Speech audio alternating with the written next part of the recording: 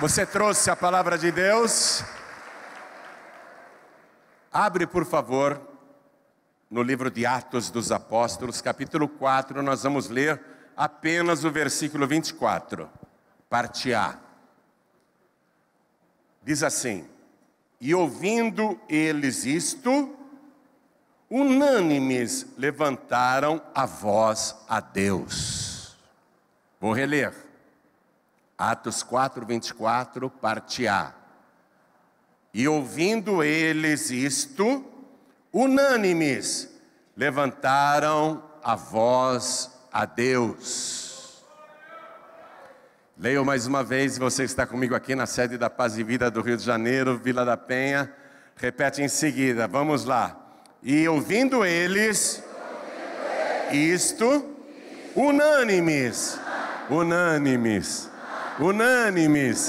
levantaram a voz a Deus. Amém? Esse é o segredo. Vamos aprender um pouco mais sobre isso. Quem crê que este livro aqui é a palavra de Deus? Quem crê? Então desocupe as mãos e dê para esta palavra a melhor salva de palmas que já se ouviu em todo o Rio de Janeiro. Que bênção, coisa linda. E enquanto você aplaude, levante os olhos aos céus, levante a voz também e dá glória a Deus. Isso. Quem está assistindo pela TV, ou ouvindo pela Feliz FM, ou pelo youtube.com/JoãoRibe, ou pelo podcast João Ribe, também glorifique a Deus, aplaude e dá glória, continua. Pai, o Rio de Janeiro te ama, não só o Rio, o Brasil, e onde esta palavra está sendo levada, pessoas estão te glorificando. Abre o céu para receber este louvor, e sobre cada uma destas vidas, derrama a tua bênção, a tua virtude, o teu poder. Agora, Pai, a tua palavra vai ser pregada. Este povo não quer ouvir homem algum. Vem com teu espírito, tome a boca do pregador, tome os lábios do mensageiro. Envia a tua palavra com poder e autoridade. E que a tua palavra vá, percorra toda a terra e prospere naquilo para o qual está sendo enviada. Em nome do Senhor Jesus. Diga amém, Jesus. Que família linda que eu tenho no Rio de Janeiro, hein? Muito obrigado pelo amor, pelo carinho e pela presença de cada um de vocês. Quem tiver lugar pode sentar, por favor. Já havia 2 dias que o apóstolo Pedro e o apóstolo João estavam desaparecidos. E a igreja estava muito preocupada. Cadê o Pedro? Cadê o João? Eles foram ontem, saíram cedo, disseram que iam orar no templo, que eles iam participar da oração das 3 da tarde. Mas não voltaram até agora. Não tivemos mais notícias. Dizem até que eles foram presos, é bem capaz. Mas ninguém sabe direito o que aconteceu. E a igreja de Jerusalém, aquela igreja cristã que estava começando, aflita, começou a orar pelo Pedro e pelo João, que eram 2 dos principais líderes, juntamente com Tiago. Oravam porque queriam notícias. Era uma época perigosa, acabaram de matar Jesus, ainda que Jesus tenha ressuscitado. A pregação do evangelho é proibida. E o Pedro e o João ficam pregando. O que será que aconteceu? O que será que aconteceu? E a igreja em oração, intercedendo, momentos de angústia, de incertezas, e não havia nenhuma notícia. Estão vivos? Estão mortos? Estão presos? O que será que aconteceu com Pedro? O que será que aconteceu com João? E a igreja aflita, orando, os intercessores, preocupados. O que será que aconteceu? Meu Deus, guarda os teus servos. Não temos notícia. E quando você fica na angústia esperando alguém, aí que as horas demoram para passar, né? Uma mãe que espera o filho de madrugada, sabe do que eu estou falando. Como as horas não passam. Um pai que espera a filha de madrugada, uma esposa que espera o marido à noite e ele não aparece, como o tempo demora, como os minutos se arrastam. E naquela igreja de Jerusalém, os membros não conseguiram sequer pegar no sono. Porque a angústia, a preocupação pela vida de Pedro e pela vida de João, a preocupação e a angústia eram grandes demais. Mas eu vou te contar o que aconteceu com eles. Eles depois vieram e contaram aqui para a igreja, para os intercessores. Vê o versículo 23. E soltos eles estavam presos, foram para os seus, quer dizer, para a igreja, para os membros, e contaram tudo o que lhes disseram os príncipes dos sacerdotes e os anciãos. Eles estavam presos, mas vou te contar por que eles foram presos. Porque o Pedro e o João só queriam ter ido orar no templo às 3 horas da tarde. Saíram com esse propósito.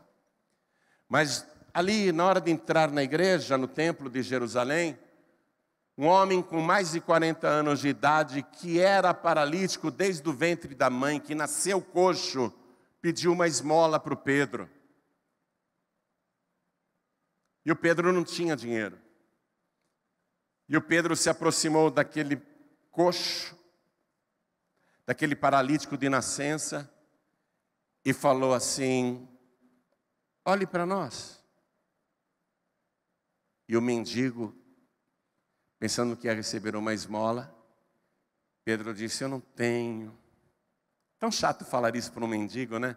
A pessoa vai te pedir um dinheiro no sinal, no farol, né? Numa esquina ou na rua, e você fala: poxa, eu não tenho, desculpa, não tenho nada. É tão chato você falar, né? Pedro olhou para aquele mendigo paralítico desde nascença, um homem com mais de 40 anos. Não tenho. Eu não tenho. Mas eu tenho uma coisa muito melhor que ouro, que prata. E o que eu tenho eu te dou. Em nome de Jesus o Nazareno, levanta-te e anda. E o paralítico sentiu as pernas estalarem, os membros esticarem. E ele deu um salto, ficou de pé. Ele que nunca tinha andado em 40 anos de vida, começou a pular e a dar glórias a Deus. Curado. Aí Pedro viu que aquilo causou um alvoroço. O que ele aproveitou para fazer? Pregar a palavra, anunciar Jesus. E ele dizia para as pessoas: não fiquem olhando para mim como se eu fosse uma divindade, como se eu fosse uma pessoa especial. Não fui eu. Quem levantou esse paralítico, e o paralítico pulando e dando glórias a Deus. Quem levantou esse paralítico foi aquele Jesus que há poucas semanas vocês mataram, crucificando, pregando no madeiro, mas Deus o ressuscitou dos mortos, e Ele está vivo. Ele é a ressurreição e a vida. Foi Ele que curou esse paralítico na presença de vocês. E aí 5.000 pessoas se converteram. Já pensou? 5.000 pessoas creram em Jesus. Mas os chefes lá no templo, os principais, os sacerdotes, os dirigentes, mandaram o capitão, mandaram o chefe da polícia, né, vamos colocar assim, prender os dois. Como já era mais do que 3 horas da tarde, 4 horas da tarde, quase acabando o dia, colocaram o Pedro e o João na cadeia, lá prenderam lá, mesmo no templo, arrumaram uma sala fechada e trancaram e colocaram o capitão na porta. Amanhã nós vamos ver o que faremos com esses dois. E diz aqui o Evangelho que os dirigentes do templo, especialmente Anás, você sabe que ele foi um dos que conduziram o julgamento de Jesus. O Anás era sumo sacerdote em Jerusalém antes do Caifás, mas ele foi deposto por um governador romano, mas o povo ainda o considerava como sumo sacerdote, porque o cargo era vitalício, e Roma nomeou Caifás no lugar do Anás. E o Caifás casou com a filha de Anás, então ficou tudo ali. E quem dirigia o templo, a autoridade máxima, era o Anás, que continuava sendo, de fato, o sumo sacerdote, a autoridade máxima de Israel, e não era só autoridade religiosa, também era autoridade civil para o povo judeu. E o Caifás, que oficialmente para o Império Romano era o sumo sacerdote. E mais o sinédrio, os anciãos. Quando você estuda a palavra de Deus, você vai descobrir que o sinédrio, 70 juízes, 70 anciãos, eram homens idosos e ricos, e que os saduceus faziam a cabeça deles. E que todos os membros, a grande maioria dos membros do sinédrio, quase todos os juízes, eram saduceus. E no que os saduceus acreditavam? Só nos primeiros livros da Bíblia, acreditavam em Moisés, não acreditavam em anjos, não acreditavam em Espírito Santo na terra, não acreditavam, e não acreditavam na vida depois da morte, sumos sacerdotes. Não acreditavam na vida depois da morte, e muito menos na ressurreição dos mortos. Essa era a raiva do sinédrio. Porque o Pedro falou na pregação para o povo: vocês crucificaram Jesus, mataram o santo Filho de Deus pendurando-no no madeiro, mas Deus o ressuscitou dos mortos. Ele é o juiz dos vivos e dos mortos. Os saduceus que dirigiam o templo ficaram irados com essa pregação, porque essa pregação contrariava o que eles pregavam. E se eles fossem provados errados, teriam que ser destituídos. Não teriam moral espiritual para dirigir o templo. Então, a qualquer custo, eles mataram Jesus. Porque Jesus afirmou: eu sou a ressurreição e a vida. Quem crê em mim, ainda que esteja morto, viverá. E eles decidiram matar Jesus depois que Jesus ressuscitou Lázaro.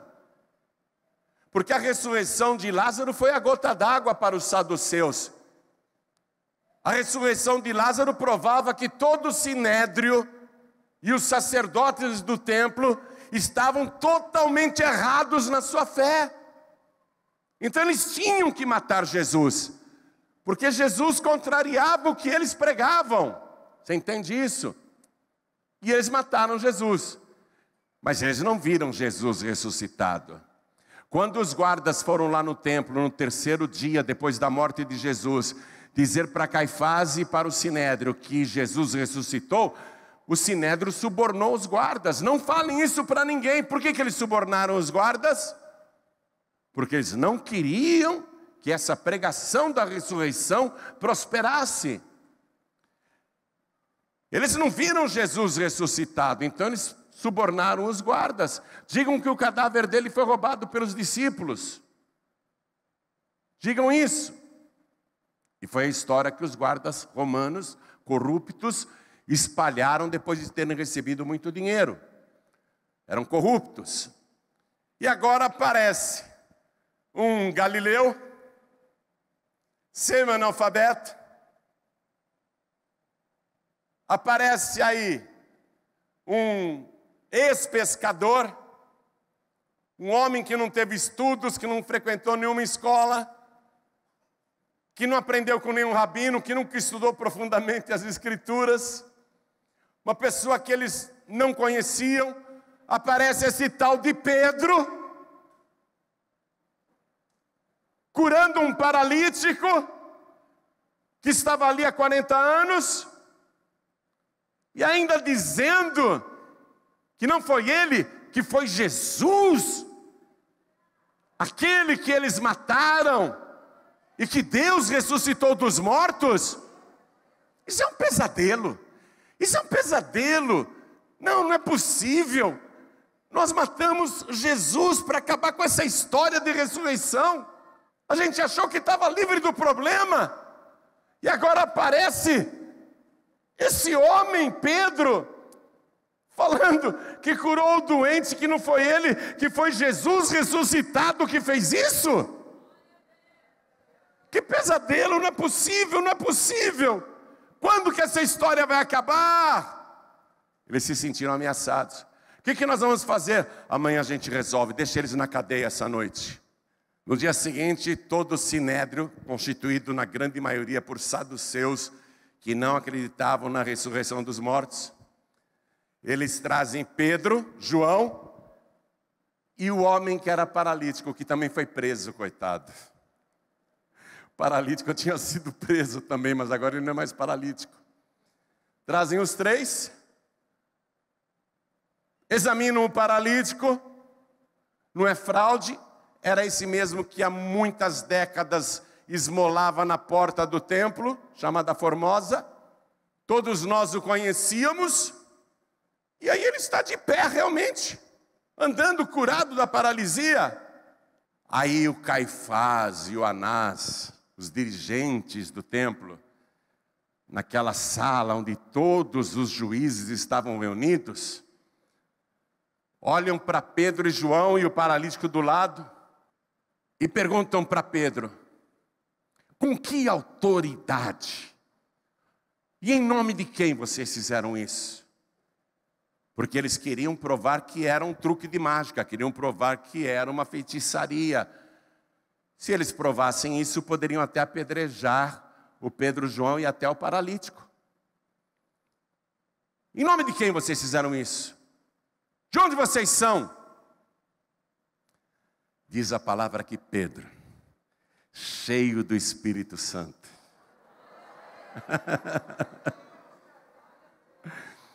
falou assim: autoridades do povo, quer dizer, com todo respeito, né?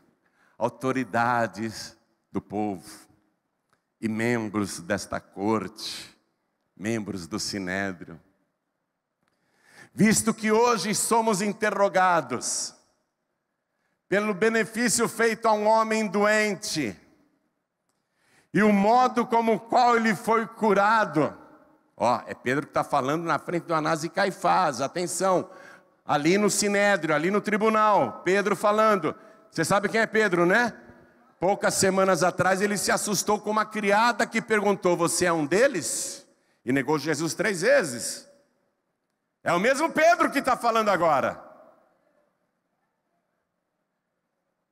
Seja-vos notório isto, que aquele Jesus, olhando no olho do Anás e do Caifás e do sinédrio, a quem vós crucificastes e matastes, Deus o ressuscitou dos mortos.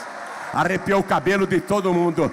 Deus o ressuscitou dos mortos, e é este Jesus que deu saúde perfeita a este homem que está diante de vós. E aí Pedro, cheio do Espírito Santo, faz uma declaração que eu considero, depois de João capítulo 14, versículo 6. Lembra o que está escrito em João 14, 6?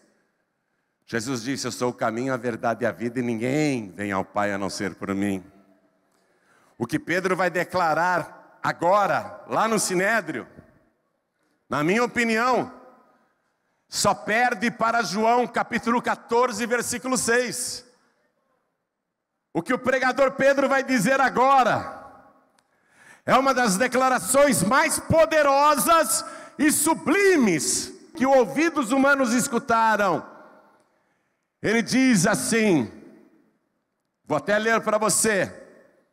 Olha o que ele está falando lá para o Anás, para o Caifás e para o Sinédrio. Além de já dizer que ele ressuscitou.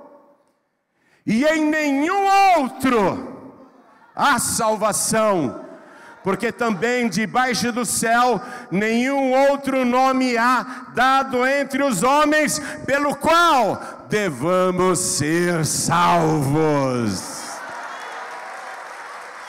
Só Jesus salva. Só Jesus salva. E Ele não é um morto, Ele não é um cadáver, Ele está vivo, Ele ressuscitou.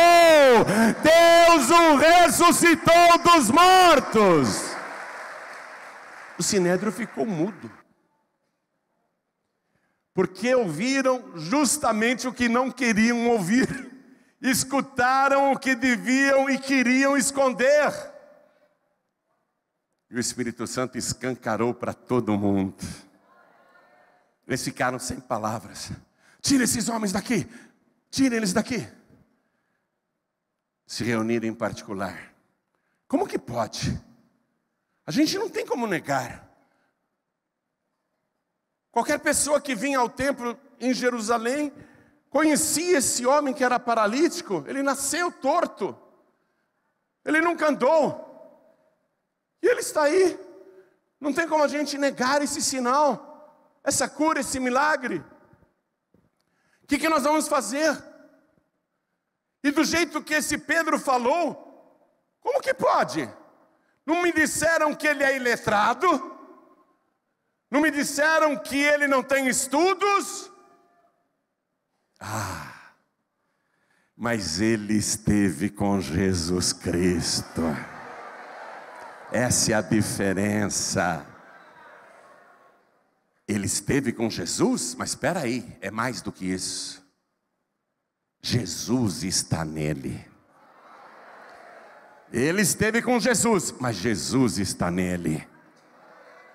É isso que faz a diferença entre o Pedro de semanas atrás e este Pedro agora, cheio do Espírito Santo.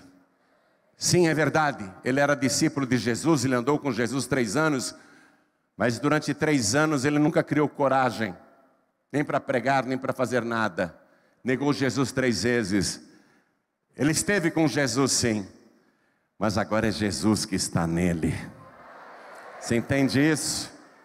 Jesus dentro da pessoa faz essa diferença. Mas nós não podemos nem açoitar esses homens, castigar, porque não é crime. Eles não aleijaram um homem, eles curaram um aleijado. Eles não causaram lesão numa pessoa ferindo, não cometeram lesão corporal, pelo contrário, curaram a lesão. Como é que nós vamos castigá-los? Não tem como. Então vamos ameaçar. Vamos falar grosso com ele e com João, para que não falem mais no nome de Jesus e nem anunciem a ressurreição em Jesus. Eles ficaram doídos com isso. Vê aqui, ó. Eu estou lendo para você o capítulo 4, versículo 2. Doendo-se muito de que ensinassem o povo e anunciassem em Jesus a ressurreição dos mortos. Eles se doeram com isso. Porque se Jesus ressuscitou, então nós, saduceus, estamos totalmente fora da fé. Estamos totalmente errados. Então vamos ameaçá-los e proibi-los. E voltando, o Sinédrio todo falou grosso com Pedro e João. Mas escutem, não era Pedro e João que estavam sendo julgados naquele tribunal. Eram os juízes que estavam sendo julgados por 2 pregadores. Eles foram julgados. Eles foram condenados. Pedro não tem mais medo, nem João. E o Sinédrio ameaça Caifás, o que matou Jesus. Ele ameaça, ele xinga: não falem mais no nome desse homem, nem preguem mais em seu nome a ressurreição dos mortos. E Pedro respondeu: julguem entre vós. Pensem um pouquinho. Se devemos obedecer a vocês do que a Deus. Porque nós não podemos deixar de falar. Em outras palavras, nós não conseguimos parar de falar o que nós falamos. A nossa boca fala sozinha. Nós não conseguimos parar de falar o que temos visto e ouvido. E o que temos visto é que Jesus ressuscitou. Jesus está vivo. É Ele que opera curas, milagres, prodígios e maravilhas. E Ele é o único nome pelo qual nós devemos ser salvos. E foram soltos. E correram lá para a igreja. Os intercessores não sabiam de nada do que tinha acontecido. Eu contei para vocês o que aconteceu aqui. Mas lá na igreja ninguém sabia nada disso. Chega Pedro, chega João, e tenho certeza que chegou também o que era paralítico. Tenho certeza que o que era paralítico foi junto. Porque ele falou: não, eu não saio mais de perto de vocês, eu quero saber mais desse Jesus aí. Aí abriram a porta, que estavam com medo, e eles contaram para os intercessores tudo o que tinha acontecido. Vamos ler o que os intercessores fizeram? Contei tudo isso para chegar aqui para você. Olha aqui, ó. Eu li o versículo 24, não foi? Parte A. Agora eu vou ler até o versículo 31, escutem. E ouvindo eles isto, quer dizer, a igreja ouvindo, os intercessores ouvindo. E ouvindo eles isto, unânimes, levantaram a voz a Deus. Quem aqui gosta de levantar a voz a Deus? Ó, e tem que ser unânime, você entendeu, né? Unânime, tem que haver concordância, união. Porque lá em Mateus capítulo 18, versículo 19, Jesus falou sobre o poder da oração unida. Lá em Mateus 18, 19, ele fala assim: se dois de vós, só dois, hein? Só dois intercessores, concordarem na terra acerca de qualquer coisa que pedirem, isto vos será feito pelo meu Pai que está no céu. Hein? Só dois intercessores já move o céu e abala a terra. Por isso que eles estão aqui, ó, unânimes. E ouvindo eles isto, unânimes, levantaram a voz a Deus e disseram. Agora vem a oração, escuta. Quer aprender uma oração muito boa? É essa aqui. Quer aprender uma oração muito boa? É essa, ó. Senhor, Tu és o que fizeste o céu e a terra e o mar e tudo o que neles há. Que disseste pela boca de Davi teu servo: por que bramaram as gentes e os povos pensaram coisas vãs? Levantaram-se os reis da terra e os príncipes se ajuntaram a uma contra o Senhor e contra o seu ungido. Porque verdadeiramente contra o teu santo filho Jesus, que tu ungiste, se ajuntaram não só Herodes, mas Pôncio Pilatos, com os gentios e com os povos de Israel, para fazerem tudo o que a tua mão e o teu conselho tinham anteriormente determinado que se havia de fazer. Agora, pois, ó Senhor, versículo 29 vai entrar o pedido. Você entendeu? Ao começo da oração, glorifica o Senhor, Criador dos céus, da terra e dos mares. Cita a Escritura. Eles estão falando do Salmo de número 2 aqui. Isso que eles citaram na oração é o Salmo de número 2. colocam que Deus tem o controle de tudo, fizeram o que o Senhor já tinha pré-determinado que deveriam fazer, ou seja, obedeceram ao Senhor. Se cumpriu a Escritura. O Senhor tem poder, o Senhor tem controle. Olha que oração linda, hein? Está aprendendo aí? Aí no versículo 29 vem o pedido, escute. Agora, pois, ó Senhor, olha para as suas ameaças e concede aos teus servos que falem com toda ousadia a tua palavra, enquanto estendes a mão para curar, e para que se façam sinais e prodígios pelo nome do teu santo Filho Jesus. É isso que um intercessor, uma intercessora, se unindo a outro intercessor e intercessora, deve pedir a Deus. Da retaguarda, cobertura para os pregadores, para os pastores e pastoras, para os que são líderes, para que preguem a palavra com toda ousadia. Mas só a pregação da palavra, a igreja entendia muito bem que não resolve. Porque, eu vou te falar uma coisa, eu sou pregador do Evangelho, mas eu não faço sermão não. Porque quando você faz um sermão, os ouvintes dormem. Só a pregação, pouca gente chega até o fim. A pessoa fica enfadada. A pessoa fica escutando, vai dando sono. Ela não aguenta. Só o sermão não. A igreja entendeu isso. A igreja, Senhor, concede aos teus servos ousadia para que preguem a tua palavra, enquanto estendes a tua mão, para operar sinais, prodígios e maravilhas.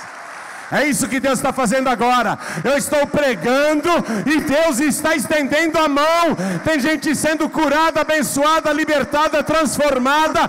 Tem gente sendo ungida. Tem gente recebendo dom. Tem gente recebendo o Espírito Santo.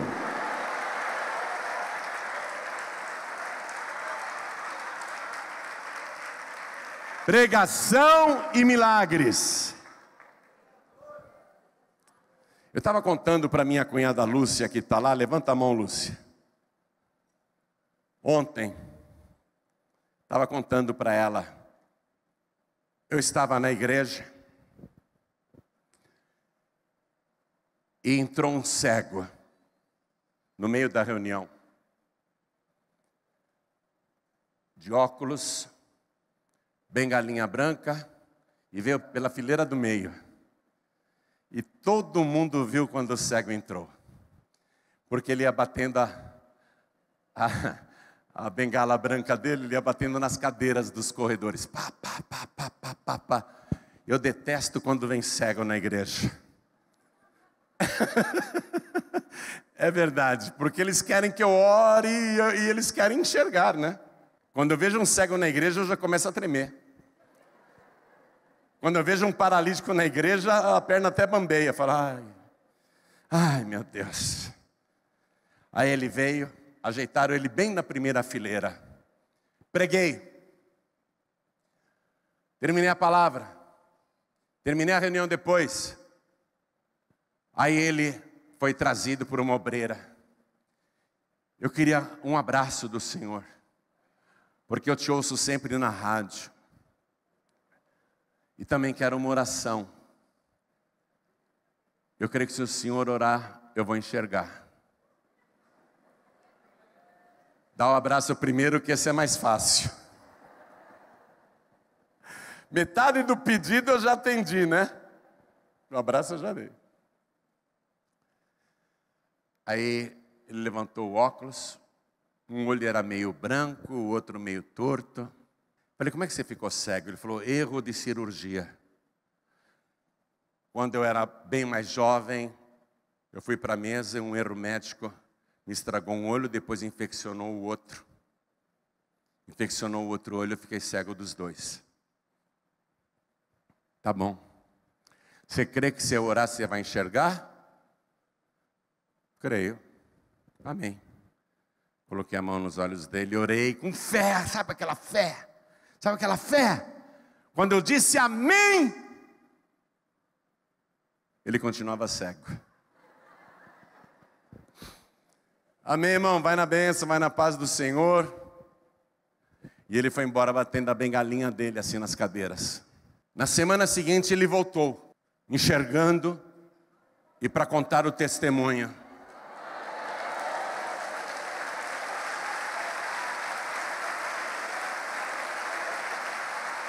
Ele contou que naquela noite ele se deitou, ele morava com a mãe, e ele estava pegando no sono, ele estava já meio dormindo, ele sentiu que mexeram no olho dele, mexeram nos 2 olhos dele, mas ele não abriu os olhos. No dia seguinte ele acordou, estava cego ainda. Ele falou para a mãe dele: mãe, a senhora foi ontem na minha cama e ficou mexendo no meu olho? Não, meu filho, eu não fui não. Ah, mas porque eu senti uma coisa assim, mexidas nos meus olhos. E meu filho, você não tem que ir hoje lá na Unicamp? Conta isso para eles, vai que é alguma coisa grave. Aí ele contou que foi lá para Campinas, na Unicamp. A recepcionista falou assim: o senhor espera aqui, e ele é cego. O senhor espera aqui, porque assim que o médico puder te atender, o médico que sempre te trata, o médico que te acompanha, assim que ele puder te atender, eu te conduzo até o médico. Tá bom, e ele ficou lá esperando. Está esperando, esperando. Aí a vista dele começa a clarear. Ele olha do outro lado, começa a enxergar. Ele começa a olhar em volta. A vista vai firmando. De repente ele está enxergando tudo perfeitamente, nitidamente. Nisso chega a moça para conduzi-lo. Vamos? Moça, não precisa me levar não. Só me diga onde é a sala que eu vou. Como assim você vai? Me fala onde é a sala, porque eu estou enxergando tudo. Me fala onde é a sala que eu vou.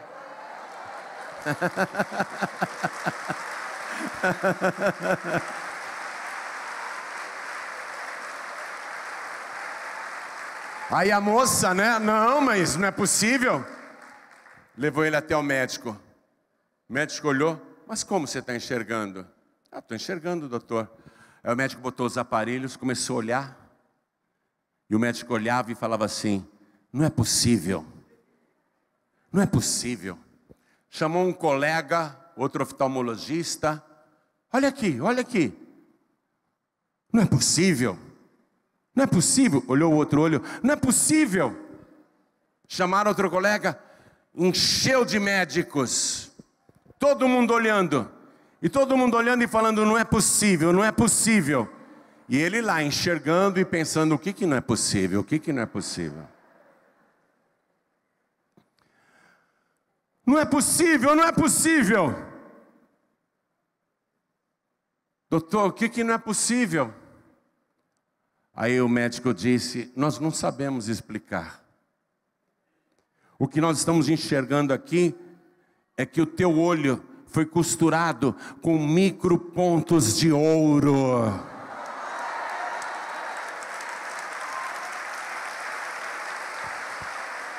Nós nunca vimos isso. Aqui é o centro mais avançado da América Latina. Nós nunca vimos isso. Onde você foi? Quem operou seu olho? Não, não fui em hospital nenhum. Alguém operou seu olho?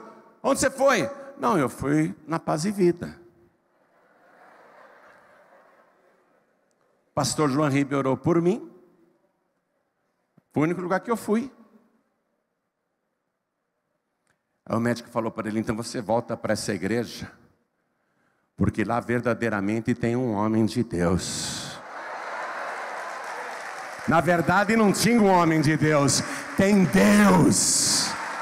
É o mesmo caso de Pedro. Ele esteve com Jesus, ele andou com Jesus, mas Jesus está nele.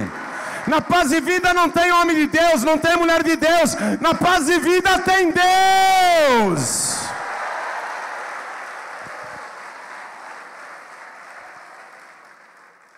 Aí o médico que tratava dele há anos não comentou com ninguém, só pensou.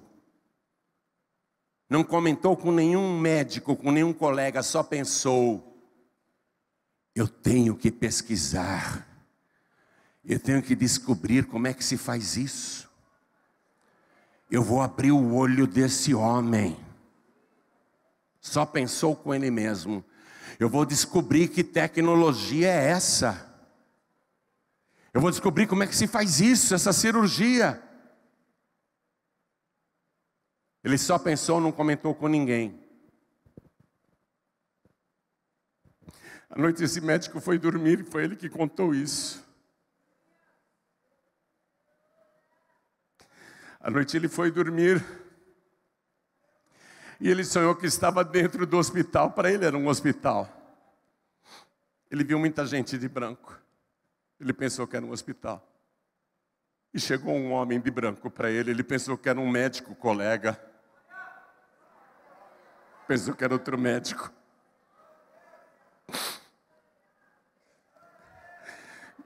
E aquele homem de branco olhou para ele e falou assim: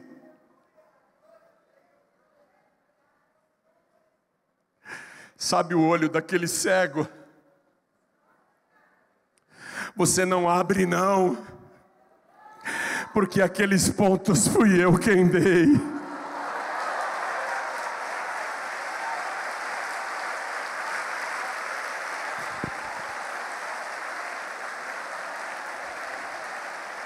Vou reler o pedido dos intercessores, escute. Agora, pois, ó Senhor, olha para as suas ameaças e concede aos teus servos que falem com toda a ousadia a tua palavra, enquanto estendes a mão para curar, e para que se façam sinais e prodígios pelo nome do teu santo Filho Jesus. E o versículo 31 conclui: e tendo eles orado, moveu-se o lugar em que estavam reunidos, e todos foram cheios do Espírito Santo, e anunciavam com ousadia a palavra de Deus. Atenção para esse detalhe. Atenção os que oram. Atenção os que intercedem. Atenção os que levantam a voz em oração. Atenção aos que se juntam para orar. E tendo eles orado, moveu-se o lugar. Outras traduções dizem: tremeu a terra. Tremeu o lugar. Você percebeu que hoje, aqui, agora, enquanto você ouvia a palavra, você percebeu que o chão debaixo do teu pé começou a tremer? Quem sentiu a presença do Senhor aqui? Então dê uma salva de palmas que faça tremer a terra, faça tremer o céu e desmorone o inferno inteiro. Isso, aplaude, glorifica, aplaude, glorifica. Seja cheio do Espírito Santo, seja cheia do Espírito Santo. Recebe o poder do Espírito Santo, recebe a virtude do Espírito Santo. Oh glória! Toda a igreja fica de pé, por favor.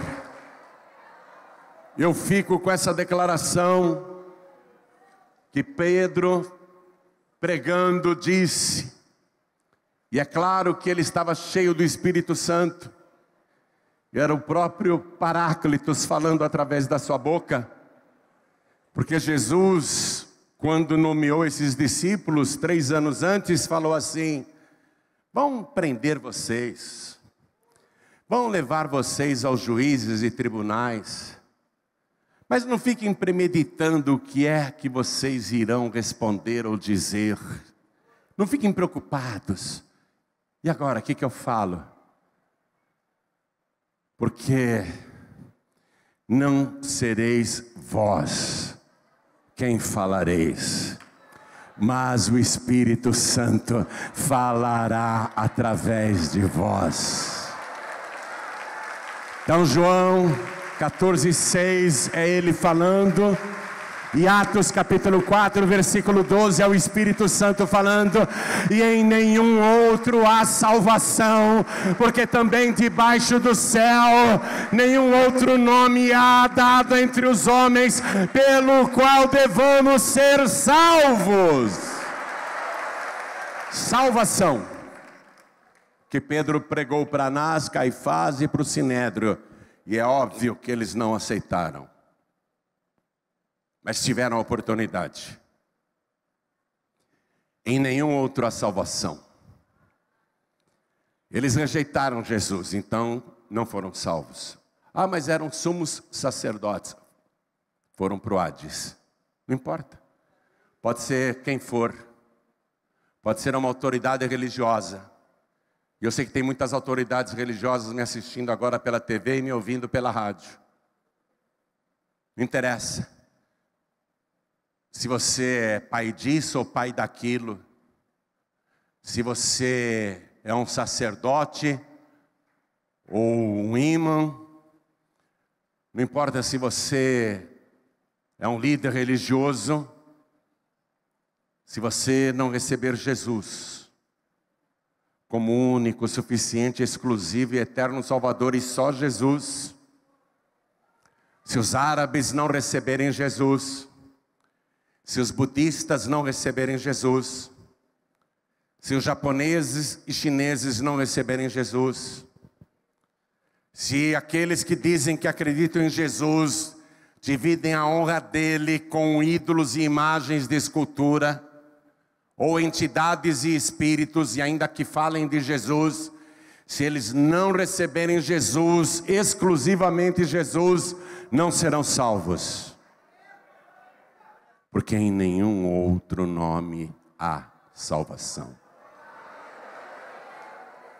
Não há nenhum outro nome. Eu sou o caminho, a verdade e a vida. E ninguém, não tem exceção, e ninguém vem ao Pai, ele apontou para ele mesmo, e ninguém vem ao Pai a não ser por mim. E hoje aqui, Jesus quer te salvar. Aquele paralítico de mais de 40 anos, que nasceu coxo, que nasceu torto desde o ventre da mãe, que nunca tinha andado, se depois de curado, ele não quisesse receber Jesus, de nada teria adiantado a sua cura física, ele não seria salvo. Mas eu tenho certeza que ele grudou nesse grupo aqui. Você está ouvindo aqui, não sei se você é visita, ou veio por curiosidade, ou porque ouviu na rádio ou na TV. Mas eu sei de uma coisa: Jesus quer perdoar todos os seus pecados.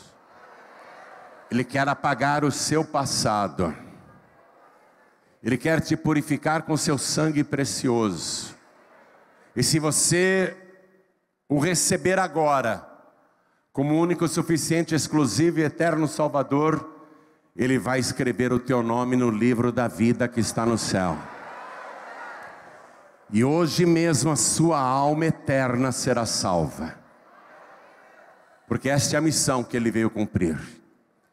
Nós pregamos, Deus coopera conosco, operando sinais, maravilhas e prodígios, mas o resumo está aqui. Também debaixo do céu nenhum outro nome há dado entre os homens, entre a humanidade, pelo qual devamos ser salvos, a não ser o nome de Jesus. Se você quer ser salvo, tem que receber Jesus como único, suficiente, exclusivo e eterno Salvador. Quem quer ser salvo, ergue a sua mão direita bem alto. Quem quer receber Jesus, ergue a mão direita bem alto. Todos que querem receber Jesus como único, suficiente, exclusivo e eterno Salvador. Todos que querem ter os seus pecados perdoados. Todos que querem o nome escrito no livro da vida, ergue a mão direita assim bem alto. Isso. E todos que ergueram as mãos ainda lá no fundo, saiam dos seus lugares, caminhem até aqui, venham diante do altar, venham caminhando com seus próprios pés, porque você podia até ser coxo espiritualmente, mas agora você vai andar pelo poder do nome de Jesus. A tua vida podia estar paralisada até hoje, mas a partir de hoje você vai andar, a tua vida vai andar. Vamos aplaudir ao Senhor Jesus por cada vida que está chegando. Vem para cá, vai chegando, vem, vem, vem, vem. E vamos aplaudir mais ao nome de Jesus.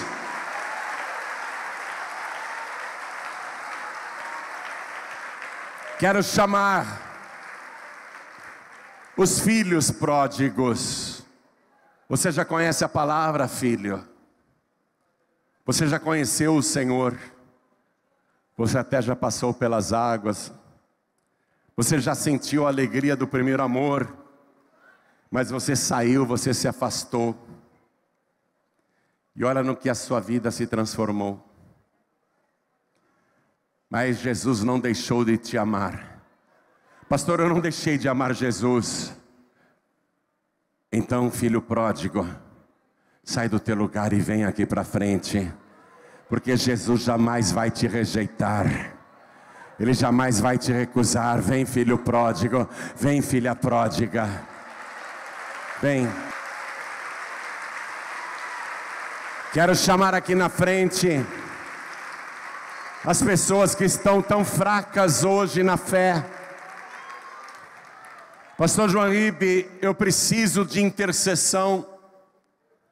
Eu preciso de uma oração poderosa na minha vida, porque eu estou quase desistindo. Mas eu sei que eu não posso desistir, porque não tem outro jeito.